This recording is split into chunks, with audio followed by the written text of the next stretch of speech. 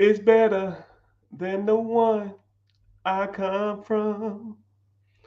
What's going on, everybody? Welcome in, welcome in, welcome in. We're going to get this party started. Welcome in if you're watching on YouTube. Welcome in if you're watching on Instagrams. Welcome in if you're watching from space, the final frontier. Welcome in watching from Facebook, streaming live on two Facebook channels, streaming live on YouTube, streaming live on Twitch, which I got like 5 Twitch followers, and they're always in here. It's kind of funny. I don't see how people on Twitch, how like all these major streamers have like millions of people on Twitch. Maybe I just need to start playing video games or something. I know it's a video game platform, but it's just funny. Just funny how like some people don't even be on video games, but still make money from that platform. But it's all good. Instagram in the house. Instagram is kind of weird though. Instagram doesn't show me that people are in and out, so I have to almost open up multiple screens to see when people come in here. But it's all good. But welcome in, welcome in, welcome in, welcome to the Rich Get Richard, a podcast slash TV show slash media platform that I started a few years back because I wanted to. I got tired of people asking me financial questions. I got tired of people asking me the same questions over and over again because one thing about money and one thing about finances is once you kind of become a little more savvy, a little more financially free than others, a lot of people will ask you, man, how'd you do it? I want to learn. And this process really started because I got tired of repeating myself. And I just started putting the stuff on social media. Or I'll answer questions that people ask me all the time on YouTube or TikTok or Instagram or stuff like that. And that's how this whole process started. But I could almost imagine, I could never imagine that it's grown this big. Um, collect comically about 2 million followers, even though social media it goes up and it goes down, or I'll be posting on this one site and then the one site closes. I had a decent amount of following on some of these older platforms that don't even exist anymore. But who knows where these platforms go 10 years from now? All the major platforms probably be gone and it'll be something else. So it's just funny how like how that works. But yeah, for those who don't know who I am, my name is Mr. Richard. It's not at all. I just go by my name is Richard, but I just go by because I would have called myself my full name. My full name is kind of harder to pronounce, and it's easier for you to just say Mr. Richard. So and I always when I talk to people, I always call them Mr. or Mrs. So I like to be called Mr. or Mrs. So it's kind of the same thing. Um, but yeah, I've been in this entrepreneur space ever since like 2007, 2008, and I've just been learning every day since. So a lot of the techniques, a lot of the things that I do and learned, I'm almost teaching you guys. So you're almost getting rid of that learning curve. And then I see so many people out here who are teaching money management or finances or grants or funding or real estate or businesses, and they don't have a damn clue. A lot of people aren't that good at this stuff. However, they are all the people that's up front. They are all the people that's making all the noise. They are all the people that you see on a daily basis um, in these spaces. And I feel you guys deserve better. You have to. I feel like y'all need to learn from a person who is like help first, not handout first. You know what I mean? A lot of people will say, "Oh, I'll help you. You got to do this for me, though." And I try not to be like that. I'm just a regular guy, and if I came to somebody and somebody comes to me and asks a question, and I went to someone and asked them a question, just we exchange, right? I meet a lot of celebrities. I'll ask them a question. They ask me a question. I meet Joe Smoes off the street. They ask me a question. I ask them a question because I'm curious to see all levels of all finances. I don't give a damn if you're a multimillionaire, damn near billionaire, and I don't give a damn if you working check to check and still can't make ends meet. I'm not that type of person. And a lot of these people are, what can you do for me first? I'm not going to talk to you. I'm not going to engage with you. I'm not going to reach out to you. Now, I don't even want to waste my time with you. They don't go live. They rarely talk to people, and it shouldn't be like that. So I feel that y'all deserve better. And that's why we're here. But I can go in more details about that. But, we're going to go ahead and knock out some of these questions because I can just sit here and rant all day. I don't want to do that. Someone asked, can you help with business grants? Yes, I can. I have a couple of business grant people that I associate with on a regular basis. And one, we can help you write them. And two, we can tell you where to submit them. And then three, we can give you a list every month on the proper places to go to submit. There's one actually this month for somebody. It was a $1 million grant, and they're giving away $5,000 per person that they feel necessary. So let's do some simple math, people. $1 million grant, $5,000 a person, 100,000 people, or 100,000. That's 20 people. So 20 times 10, that's 200 people. 200 people are going to win this grant. So why not you? Why not you? So that's why I always tell people, yo, if you have the opportunities to submit for grants, but you don't know what you don't know. So you have to start engaging and start learning where these grants are, and you got to start learning what to say on the grants, and you got to know where all to do this at, because a lot of times, you're not going to submit 1 grant a year and be like, man, I didn't get nothing. That sucks. It doesn't work like that, right? If you're going to submit for grants, you should be submitting 20 grants a month, but it's free money. If it's free money out there, multiple people are going to be applying for it, and you don't know what you don't know, you know?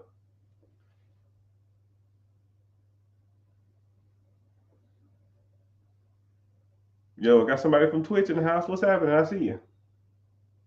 I was just talking about you. But if you are watching, I don't know where you're watching from. I got multiple screens up. Ask a question, right? Is everything finances? I don't know if you want to talk about credit. I don't know if you want to talk about funding, grants. I don't care if you want to talk about starting a Turo business or ATM business or vending machine business. I mean, there's more than one way to make money out here, but you should ultimately be thinking about how I can make money while not doing any work. That's your main goal, and that is your main objective. The most amount of money with the least amount of work. And it's not, and I try not to look at it from like a lazy perspective. Oh man, you're not doing anything. No, no, no, no, no. Right?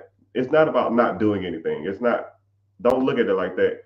Look at it as your time is more valuable than that. And you have to allocate your money and you have to allocate your time to buy stuff that makes you money while you're not doing anything. Because that's the only way you're truly going to grow. You can buy some ATMs, you can buy some um, vending machines, you can buy some rental cars, but you have to be there to probably deal with those cars. You got to be there to deal with that vending machines. You got to be there and deal with the ATMs if something goes wrong. You have to start thinking outside the box. You got to start thinking of, how can I make money and not be here? That's the goal, right? I want you to think of a random restaurant. Think of all right, everybody get a fast food restaurant in their head. All right. You got one? Random fast food restaurant. If you want, yeah, go ahead and name it if you want to. Put it down in the comment. Name a random fast food restaurant. McDonald's, Subway, Chick-fil-A, Chipotle. I love Chipotle. Dunkin' Donuts, Piggly Wiggly. Man, that ain't no damn fast food restaurant. Someone says Wendy's.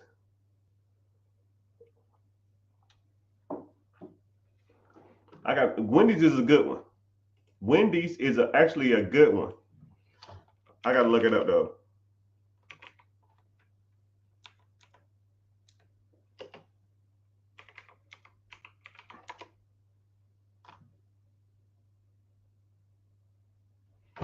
Wendy's is actually a good one.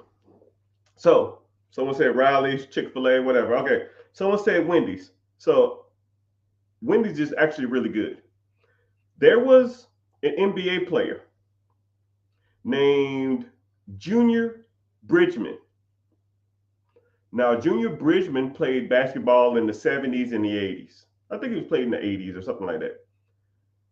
He took his $10 million that he made in the NBA, and all he did was buy Wendy's restaurants. Okay? And then he took the profits from one Wendy's to buy another Wendy's, and buy another Wendy's, and then another Wendy's, and then another Wendy's. Um, at his peak, he owned close to 500 Wendy's. His net worth was somewhere in the range of $900 million. $900 million, that's LeBron James money. That's Magic Johnson money. That's Shaquille O'Neal money. Shaquille O'Neal don't even have that. That's Kobe Bryant money. That's Michael Jordan money. You know what I mean? I want you to think about it like that. There's a guy who only made 10 million bucks in the NBA, took that, flipped it, and flipped it to $80 million or $900 million. 450 Wendy's. Now, if you made $1 million at your job, okay? Is this a recording? Maybe. No. From YouTube. There's a guy who made $2 million at his job, and he flipped it to 900 million and 450 Wendy's. Now, if you made $1 million a year at your job, how many jobs could you have? One, maybe two. If you made $1 million a year at a Wendy's, how many Wendy's could you own? I don't know, 450. I mean, you can own multiple processes that makes you millions of dollars. You only can work one, two, maybe three jobs. You have to get out of the job mentality. A lot of people will say stuff like, man, NBA money is good money. No, NBA money is a job. NBA players go broke all the time. NFL players go broke all the time.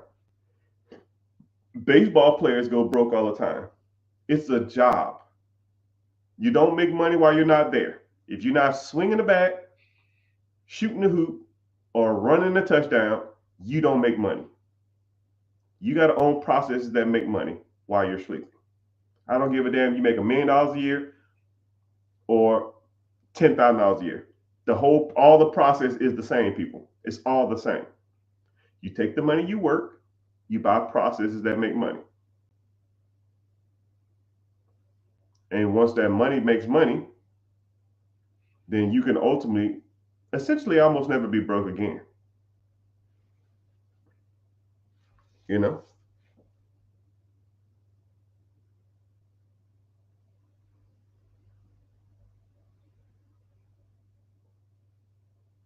Yeah, the guy that played for the Bucks. Yeah, he averaged 10 points a game. And a lot of people think that like the NBA, the NFL, and all that kind of stuff is the end goal. No, man. That's almost like saying a job is the end goal. The job is not the end goal. The job is ownership. The job, the goal is Jerry Jones, the owner of the Dallas Cowboys. The job, the goal is to own the process, not to work in the process, right? Regardless of how much money you're making, you know. Just something to think about, people. Just something to think about.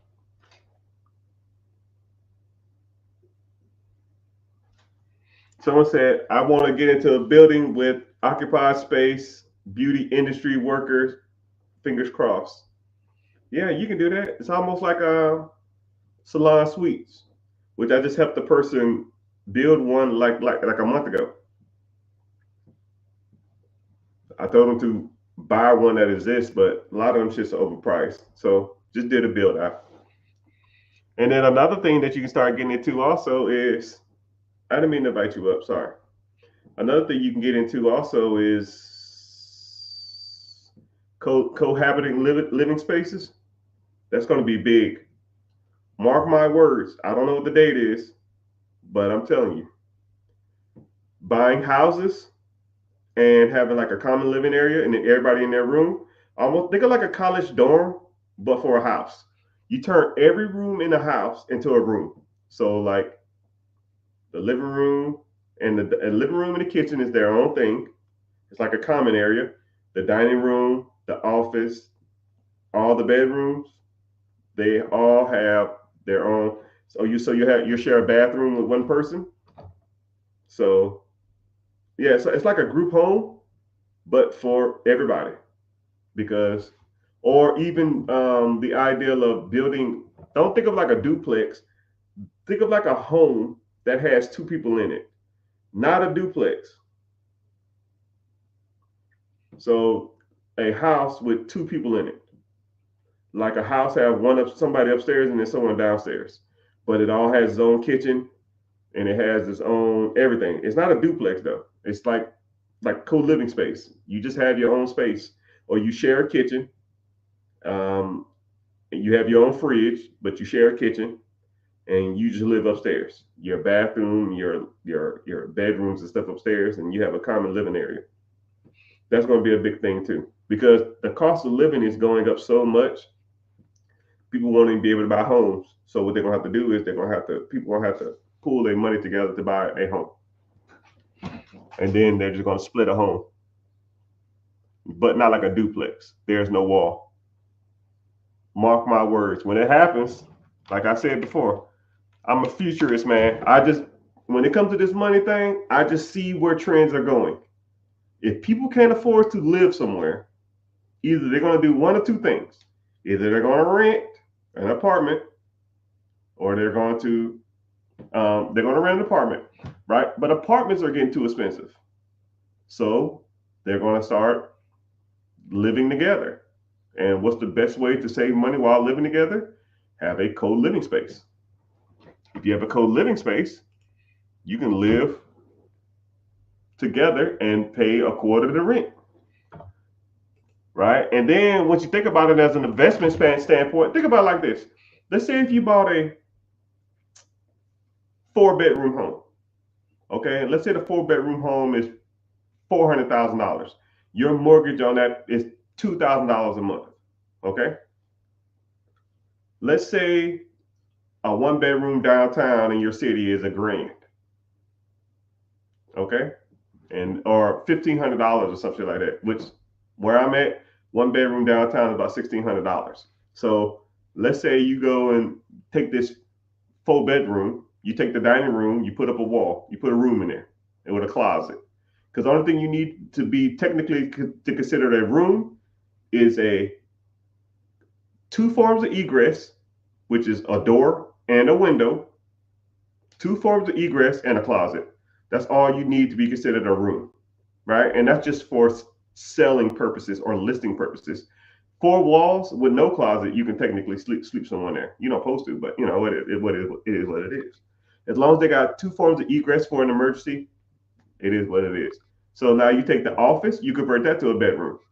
You take the dining room, you convert that to a bedroom, and then um, all the other rooms. Let's say there was a common living space.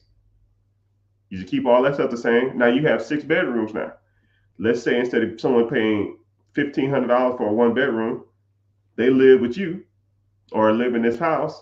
It's 6 bedrooms. You charge them $800. 800 times 6 people is $4,800, right? Your mortgage, remember I said you bought the house for $400,000. Your mortgage is only $2,000. So $4,800 minus your $2,000 mortgage, you're making $2,800 a month. That's $30,000 a year. Now, if you had a property that made you $30,000 a year, how many of these properties would you need to have to not work? 3? And stop me when I'm lying. If you got you got $2,800 a month from a property profit, you bought 2 of them. That's $5,200. You bought 3 of them. Well, $8,000. That's $96,000 a year. You telling me you can't live off $96,000 a year? And now your objective is just keep buying more of these properties and making them co-livable spaces. And then you will have a problem that will never go anywhere. Cool. And it sells itself. You don't have to sell somebody on paying half in rent. Hey man, I got a room for rent. Okay, well, how much it costs? Well, a downtown studio is $1,600. You can live here for $800. Deal, sign me up. Cool. It's a co-living space. Here's your living room. Here's your kitchen. You got a mini fridge in your room. Here's a main refrigerator for all the bigger stuff, but your little fridge in your room is for your milk and stuff like that, the bigger stuff, right? And if you want to get a little mini fridge or something, or a little mini refrigerator or fridge, a freezer, that's on you.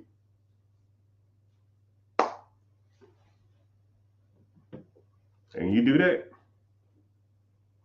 And then you say, hey, it's $800 plus $50 for utilities and internet.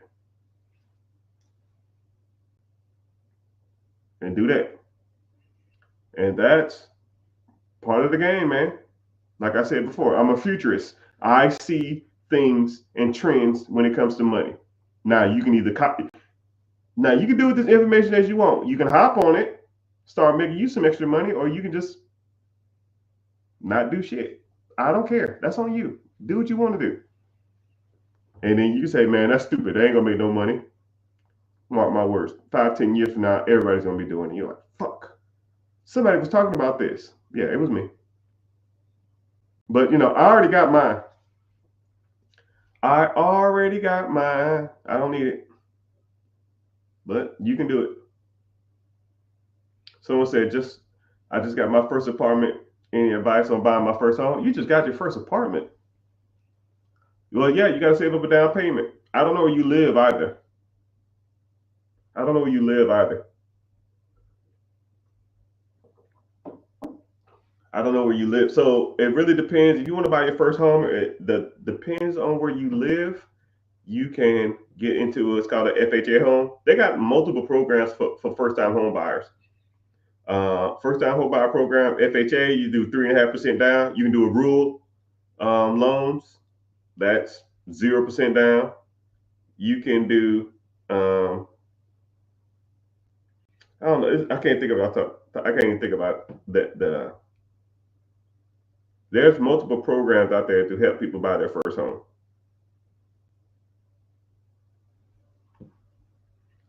But you know, and then if you are in an area that's considered more expensive, you might want to move out some if that's your goal, or even getting into like a condo or something, or even getting into like a duplex.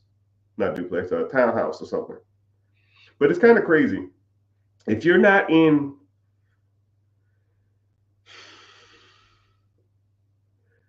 if you're not in California, you can own a home. California, and California is even pushing it. California is even pushing it. You can still find good homes if you look enough in California, but you got to have your down payment and stuff ready.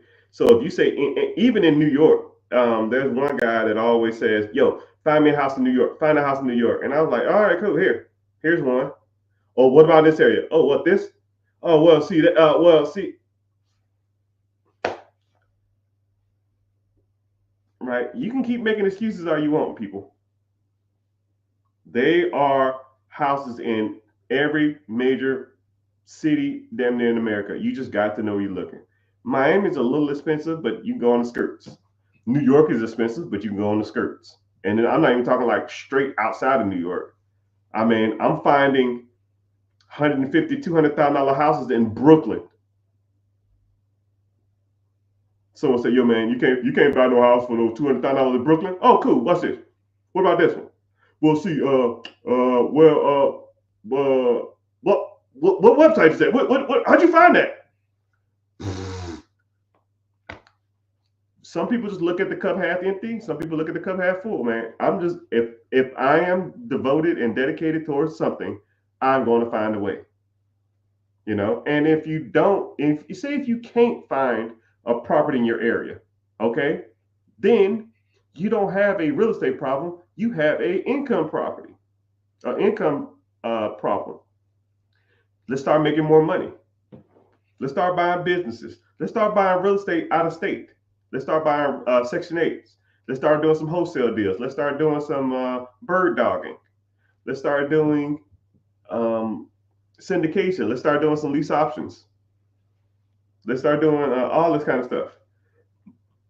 And now when you're making an extra 10, 15, $20,000 a month doing this stuff, then, do you really have a real estate problem now?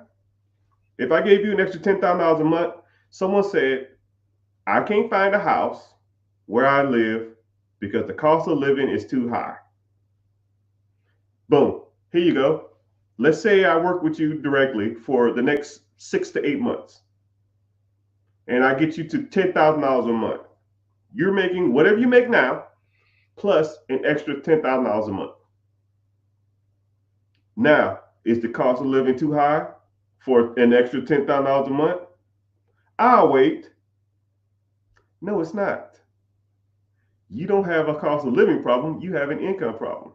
If that's the case, which 99% of the time when people say, "I can't afford a house where I live," they're just looking at the wrong places. They're looking for homes that are above their means versus looking for homes that they don't necessarily want to be in. I mean, about as simple as it gets. I mean, that's like me. That's like you telling me there's no good cars out there for under $5,000. Shit, I could find you a car that'll work for the next 2 years for $1,000. My son's first car was $600. Now, this was like a couple years back, maybe about 3 years back. $600. That thing ran for 3 years. Only thing we did to it, tires and an alternator. And new headlights, because I think he hit something and it messed up his headlight.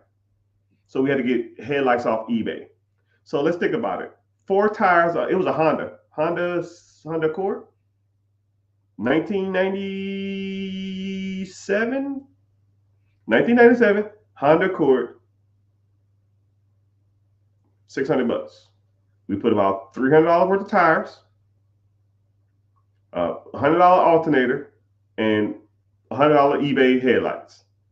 We're all in $1,100. Now, if you told me you can't find a good car for under $1,000, I'll say bullshit because I found them. When people say the cost of living is high, you're living beyond your means, people. That's just my personal opinion, though, right? Now, you say cost of living is high. Cool. What are you paying for every month? You got Netflix, Hulu, Disney Plus. Let me guess, YouTube TV, Paramount. How much you spend in Amazon last month? How much was your car payment last month? I just told you my boy bought a car for $700, $600. He's all in $1,100. So how much was your car payment last month? Your car payment is probably what he paid a month. Your car payment is what he bought his car for. It's just funny how people say they have an issue or a problem, but they really don't have a problem. They just have a spending problem.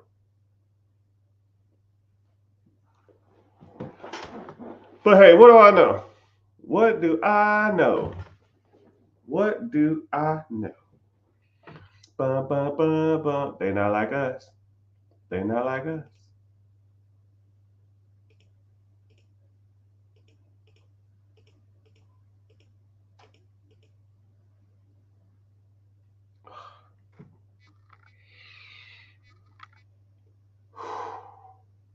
What the freak?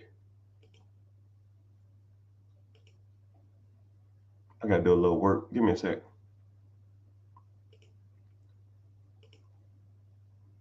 I'm looking good today. I'm looking good in every way. I don't stop the beat. You don't move mess with me. Mr. Money Man, to win my love. Your sweetness that I'm thinking of. You don't hang in the buffalo stance. All right, cool. Enough about that. Did I miss the live? I don't know. Did you? You're here. You're in it. Welcome. But, I go live to try to give people motivation and give encouragement. Hopefully you get some value from this. Hope you learn something. And if a lot of people talk about wanting to move forward, if you want to learn how, this is just the basic stuff that I'm talking about now. Cutting expenses, living below your means, not having a $500 to $1,000 car payment every month, not having a crap ton of subscriptions, not eating out all the time. That's the basics. Once you get over the basics, then you start getting into the real stuff. The business funding, the business credit, getting your credit score at a decent amount, getting LLCs, getting S corps, C corps, getting business funding, getting your business structure proper, then getting into leveraging your credit, getting into business acquisitions or business dispositions, then getting into buying multiple pieces of real estate. That's the big boys and big girl stuff, right? But a lot of times, even getting into trusts and stuff like that. If you want to get into that stuff, if this sounds like something you're interested in, I have a free webinar coming up. Link in the bio. It's called Be Your Own Boss. Sign up. Come to the free class. And see if you want to get started. See if you want to learn more about how these processes work. Because especially if you already got the basics down, there's a lot of people that are comfortable in their lives. They're doing okay, but they want to do better. And then there's some people that just ain't doing comfortable. They're living check to check. They have no clue how stuff works. They have no clue how finances work. They don't have no clue how the business structure or LLCs or funding or owning a business or even buying real estate or even investing. They don't have no investments, no mutual funds, no stocks, no bonds. And you'd be surprised at how many of the people that I come across on a daily basis. And I'll meet people that say, oh man, I got my shit together, man. And then I talked to him for 5 minutes, and I'm just like, brother, you ain't even close. You're not even in the ballpark. You need to learn better. You need to do this. You need to be doing this, right? And then what I'll do is a lot of time when I meet people, I'll just jot down everything. As soon as I say, yo, tell me about yourself, right? Because you can talk about yourself for an hour. Talk to me about your life. Talk to me about your finances. Talk about you have a car payment, you have a house, you have kids, you pay child support, you on disability, you get any child support payments, you got any tax liens, you got tax deeds, you got any of that shit, just anything, right? Just talk. And as soon as people start saying stuff, I'm just like, yep, mm-hmm, mm-hmm, yep, mm-hmm, mm-hmm. And all I'm doing is listening. And I was like, okay, cool. Why aren't you doing this? Well, I don't know. I didn't know if it was a good idea. Yeah. What about this? I'm not sure. And you'd be surprised once you kind of break down your story to a person who has like only intentions of getting you to the next level, and you're talking to them from a non-biased perspective. It opens your eyes to what you're really doing right and wrong in life, right? Because I don't care. I've already got mine, right? I don't care, right? I don't have to impress you. I mean, you don't have to impress me. I don't have to impress you. You're not going to say anything to offend me. You're not going to say anything that I don't or don't want to hear. I don't care. The numbers don't lie, people. If you ain't got your numbers in order, I don't care, right? You can have two nickels making $50 a month, or you can have multi-millions coming in, all right? And I've seen all levels of wealth. And hell, I've seen people make $3 million a year broke as fuck, and I've seen people who make 5K a month have a shit ton of money. It don't make no difference to me, right? Don't make a difference. But my objective is to get you to the next goal on all levels. And if you've never been taught right or wrong about money, you're in the right place, because everybody needs checks and balances. Everybody needs to be told or taught something. Hell, I even still learn. You have to be taught how this stuff really works, people.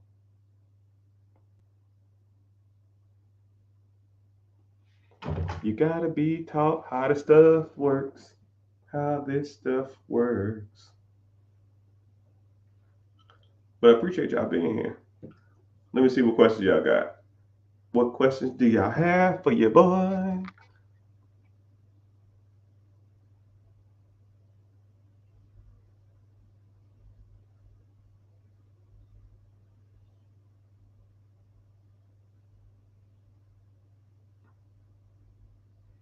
Yeah, I try to go live a decent amount of times, because what I do,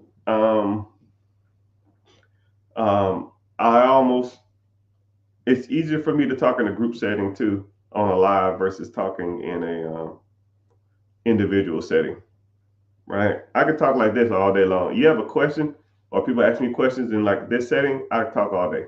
But when people talk to me like on a text or individual stuff, that's just it throws me off. So that's why I try to go live, because I don't like answering shit ton of DMs, because you'd be surprised how many messages I get a day.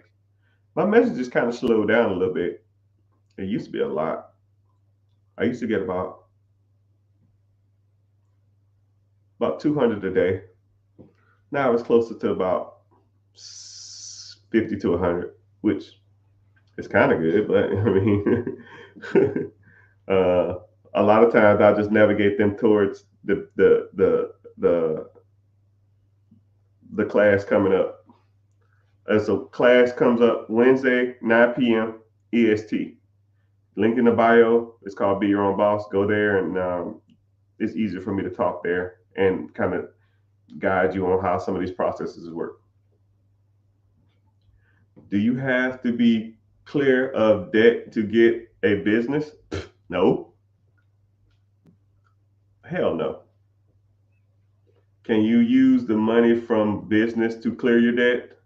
Uh, yeah and no. I think you're asking it weird. I don't know what debt means. I mean, a car payment, credit cards, a house payment, personal loans, payday loans. I don't know what debt means. But yes, um, generally, whenever you're trying to buy a business or get funding for a business, they want your credit score to be over 680. So if you have a credit score over 680, generally you don't have that much debt anyways. So your credit utilization is probably going to be about 30% anyways to even have. I've seen some credit utilizations over 30% that still had a 680, but that's rare, right? But you're going to get your debt to income ratio, not debt to income ratio. Debt to income ratio is for a house or a car. Actually, it's more so for a house. Credit utilization is for businesses or other credit cards. So what's happening? I see you. So your credit utilization, get that below 30. If you don't have any negative inquiries or negative derogatory marks on your credit, late repos, late payments, all that kind of crap like that. Cards and student loan, yeah, student loan debt is almost like it don't even count. And then credit cards, if they're below 30%, yeah, you should be fine. And then whenever you do buy a business, the income from the business, you can pay yourself a fee. You can pay yourself as an employee in the business, or you can just take a salary, or you can just wait for everybody else to smoke the clear and then pay yourself. You got to pay a lot of taxes, but once you pay yourself, then you can pay off the debt if you know what you're doing. If that makes sense. Sir or ma'am, I can't see your profile pic. But yeah, student loans don't count. I don't even factor in student loans in anything. It's so much trash. Someone said, oh, somebody in the house. I see you, sir. Can't buy a business for my situation with 24K in credit cards and owe the IRS. The IRS has nothing to do with it. You owing the IRS doesn't make a difference. And the $24,000 of credit card debt. If you have $24,000 worth of credit card debt and your credit card limits is $24,000, yes, that's an issue. If you have $24,000 worth of credit cards and you have $100,000 worth of credit, then you're at 24% credit utilization, which meets the parameter of a business loan or SBA loan. And then the IRS debt don't even factor in. Only time your IRS debt is factored in is whenever you do your taxes. They don't, unless they've already like issued you like a garnished wages, court summon, or something like that. All they're going to do is take your taxes for until your debt's paid off. That's all that is. But if I was you, I would get into owning a business because you have more tax benefits owning a business than you do as an individual. Then you can start writing off stuff in your business and you can get more tax deductions, which will make your taxes better. And then that money would come in and you can pay off that tax debt faster.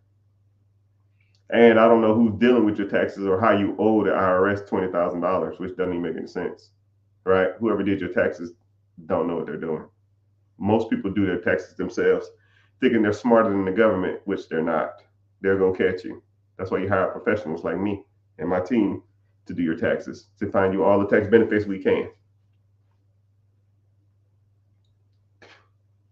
And then what's crazy is I've known people to owe the IRS. This is what's crazy. Two examples of what happened. These are some of the cases that come across the desk at my tax business. Someone said I was an Uber driver. I did it myself.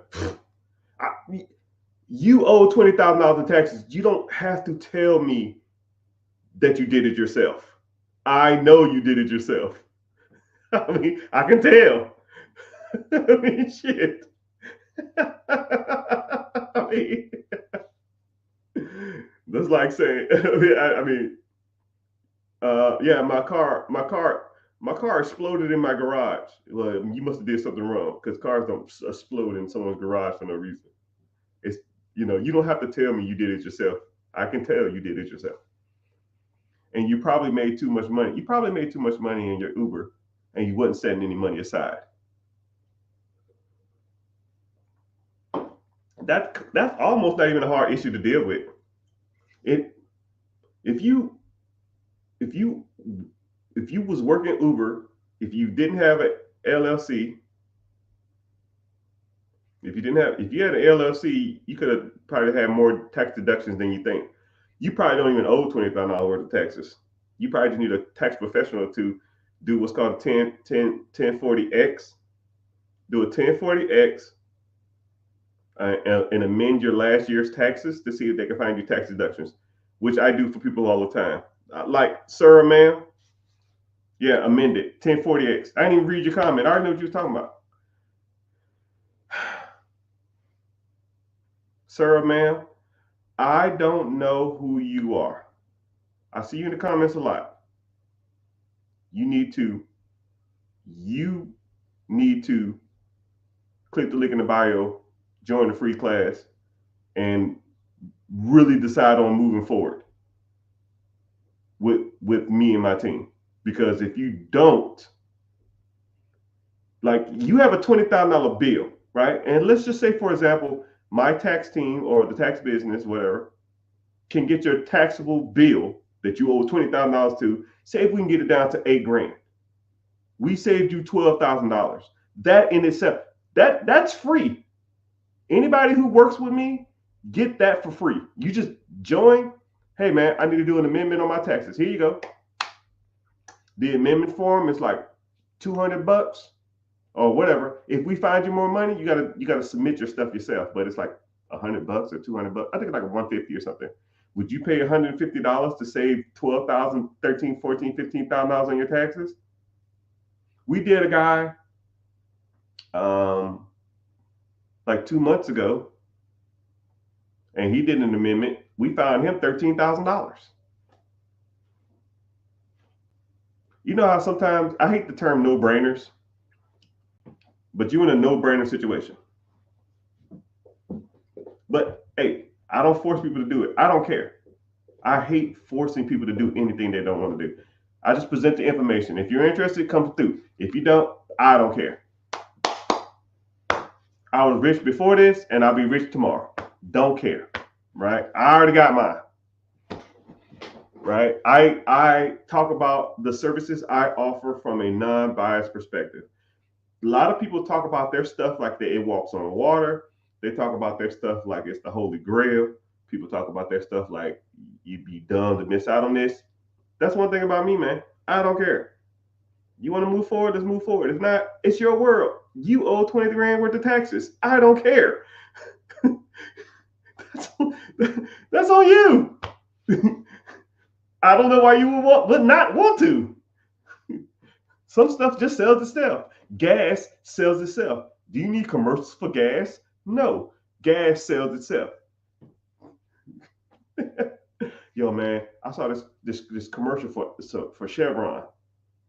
Man, I'm gonna really get some Chevron gas. No, you don't need to sell gas. Gas sells itself. Gas will sell itself.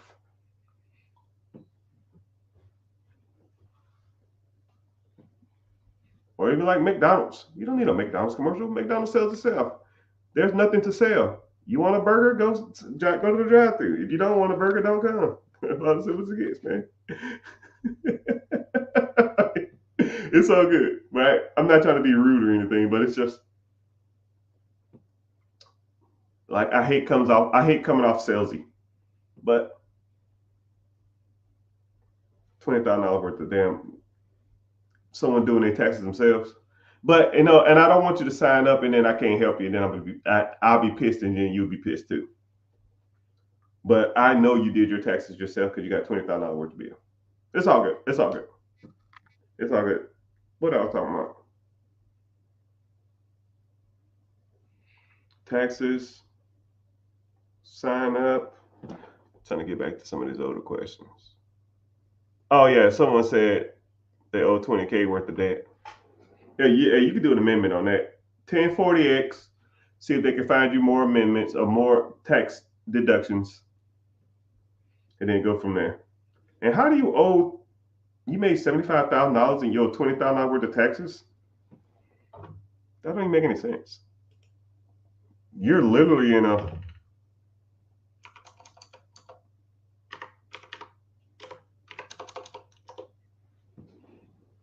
27% tax bracket. Nah, player, that's way too high. 27% tax bracket. Oh no. Hell, just in gas, you should make your taxable income lower. I don't know if you're single or married either.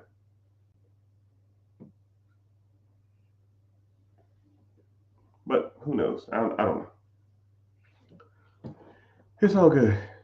It's all good.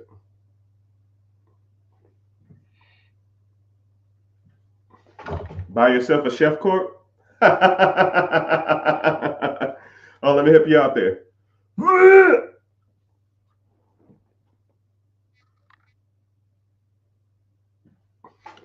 Okay, so I'm gonna break down chef corps and shell corps because a lot of people don't even know the difference.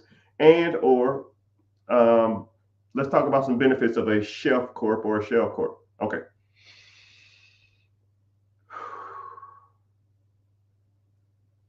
So a lot of people don't even know the difference between a chef corp and a shell corp. A shell corp is where you try to hide money and hide things. Think of like a shell. You're hiding stuff under a shell. A shelf corp is a corporation that has business age. You set it on a shelf and you come back and you buy it because you want to buy it for business age. Whenever it comes to business funding and business lines of credit, financial institutions have kind of stepped away from looking at a business's age as a determined factor for a loan.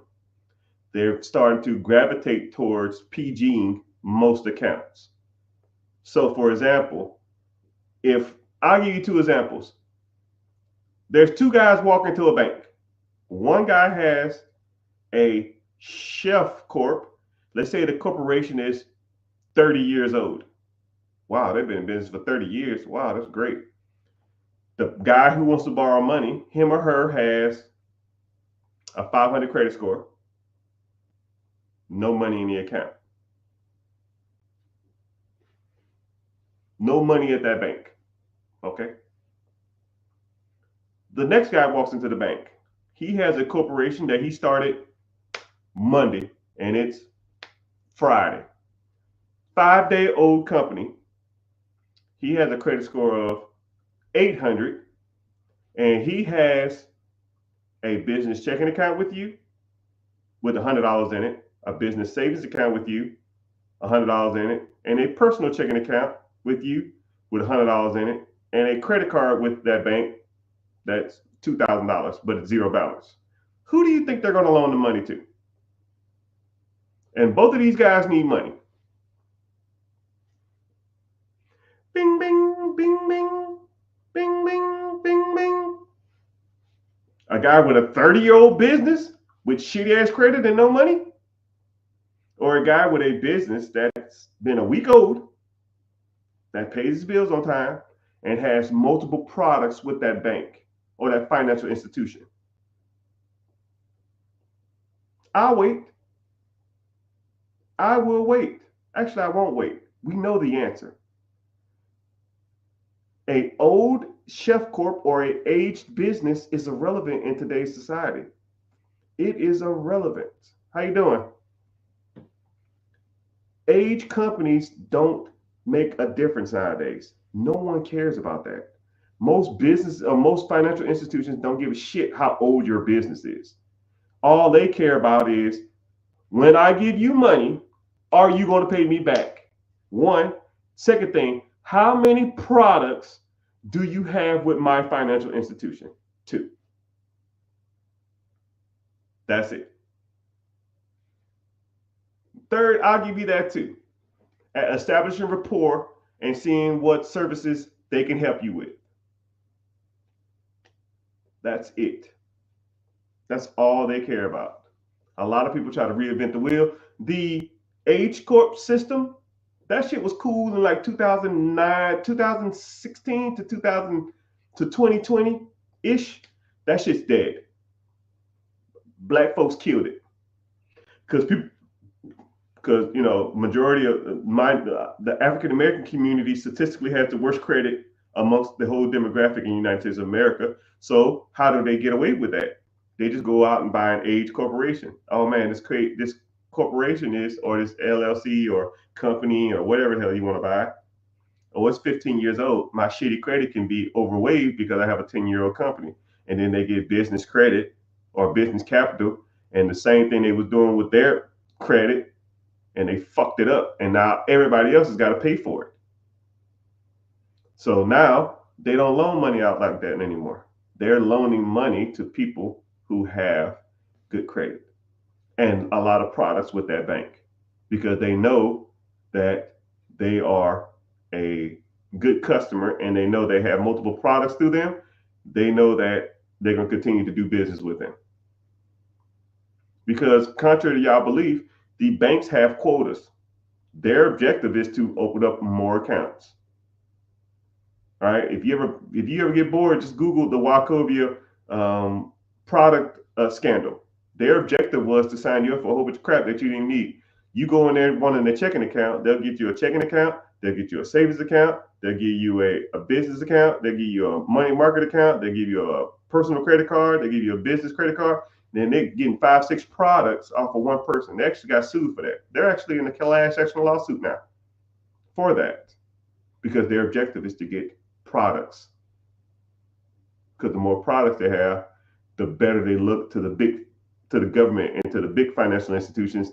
Like they're growing and they get more funding to expand their branches. That's how banks make money, people. More branches, more services, more loans, interest, credit cards. They're just a business. They're not your friends. They're not your homeboys. They're not coming to your wedding. They're not going to come to your bar mitzvah. They're not going to be at your bridal shower. They don't give a fuck about that. They don't give a fuck about you. It is a business, people. Look at it as a business, right? What are you getting out this transaction? What are they getting out the transaction? If they're going to loan you money and you're not going to pay it back, they're not in business. They're not in the business of loaning money to people who don't pay their fucking bills, right? Think about it like this. If I gave you, would you loan yourself $10,000 based upon your credit? Would you loan yourself $10,000? If the answer is no, why would a bank do it? You got to be enticing to the masses, right? And then a lot of people say, man, fuck Bank of America. They ain't giving out no money. Screw Wells Fargo. They suck. No, you suck. I don't have that issue. I go into the bank, I'm walking out with 20, 30 bands. You walk in the bank, you walk out the bank, and you walking out with rabbit ears. It's not the banks. It's you. Fix you. I walk into a bank with my LLC or S Corp or C Corp and my credit score. Open up a business checking account, put a firewall in it. I go right to their business manager and I get a loan or I get a business line of credit or a business credit card for $30,000 to $40,000, $50,000. Same day.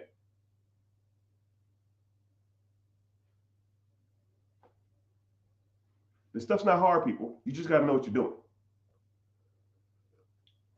And that's how I accumulated millions of dollars worth of funding. Millions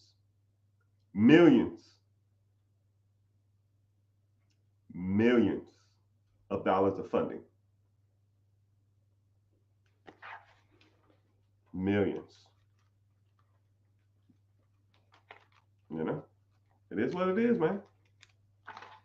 I don't say it to brag. I'm just saying that y'all try to reinvent the wheel, people. Don't reinvent the wheel. The process has already been perfected by people like me. And then I take that lines of credit and I go buy shit that make money.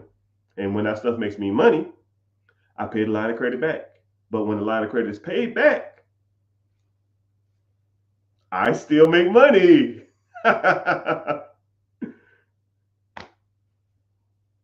Right? people. But if this is a process that you want to learn more about, I got a class called Be Your Own Boss. Links in the bio. It's Wednesday at 9 p.m. EST. And that's pretty much how debt servicing works in a nutshell. And a lot of people, think that it's like trade lines and net 30s and net 60s, net 90s, and Chef Corps and Dun and Bradstreet. Dude, all that's just trash. Trash, trash, trash. Decent credit, LLC. It gets you 99% of any damn loan out there. If you have a 700 credit score, you can raise $100,000 worth of capital by the end of this week or in a week's time. I've gotten an individual business funding with a 3-week-old LLC. 3-week-old LLC. Let's say, for example, an individual started an LLC on the 3rd of the month. By the 24th of that same month, he was getting business funding. The age is irrelevant. You don't need this huge ass corporation that's making millions and millions of dollars, people. You don't need it.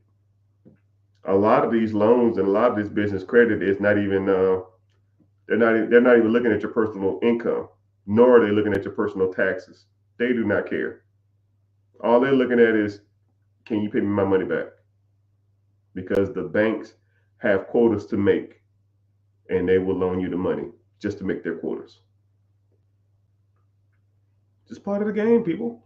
Now pay that bill on time or they coming for you. Put that on the beat. Dun, dun, dun, dun. They not like us. They not like us. They not like us.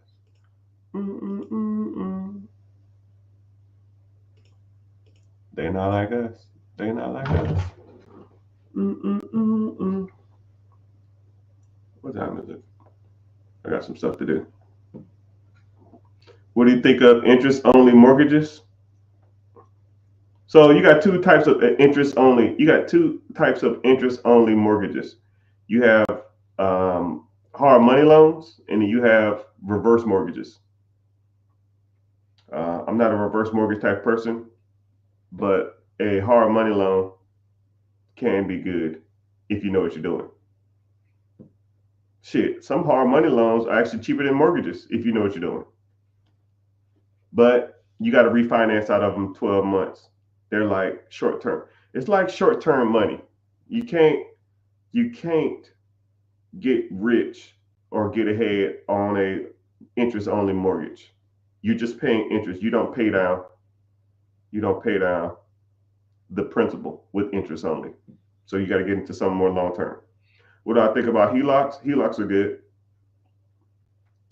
I'm really not big on refinancing unless you do portfolio loans. Like if you have a portfolio, you have like 10, 15 houses, you can do what's called a portfolio loan. That means you can just get refinanced at 80% of the whole loan package.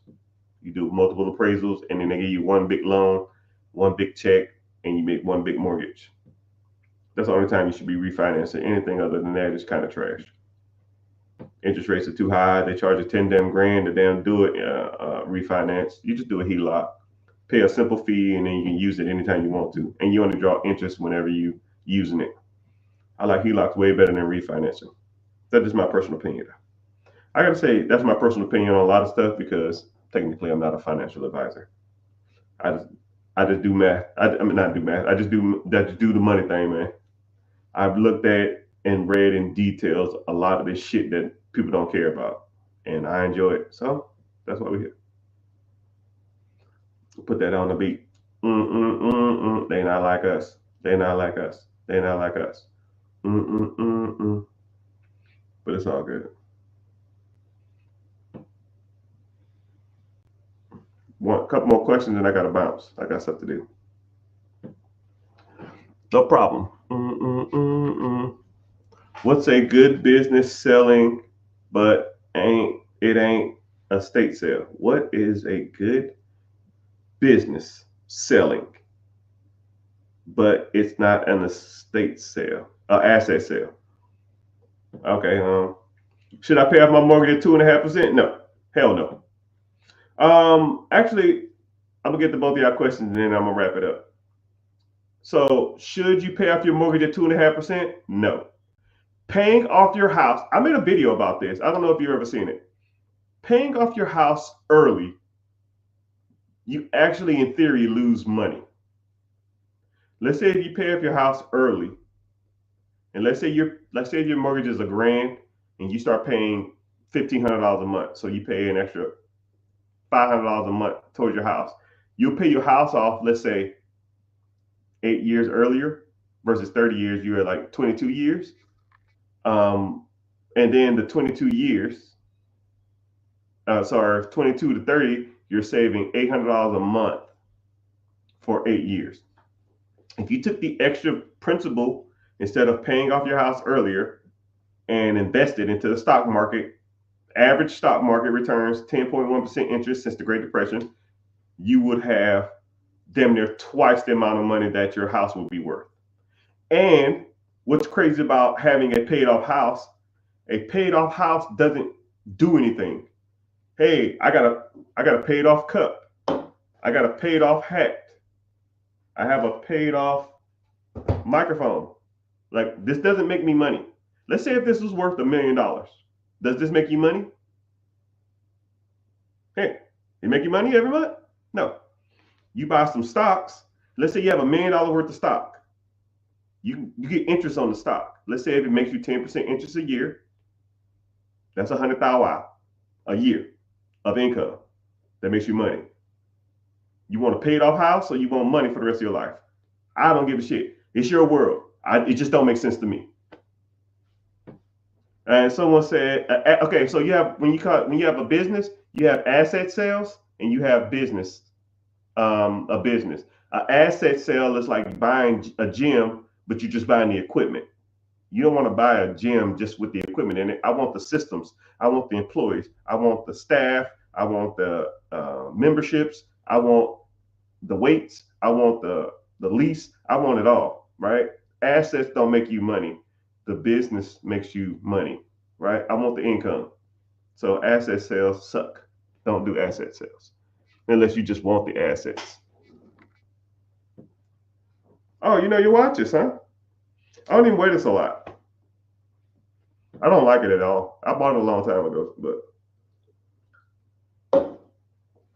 we got a fellow watcher, huh? Boom, boom, boom, boom. I didn't know that. How'd you see that? That's crazy. But how time has come and how time has elapsed.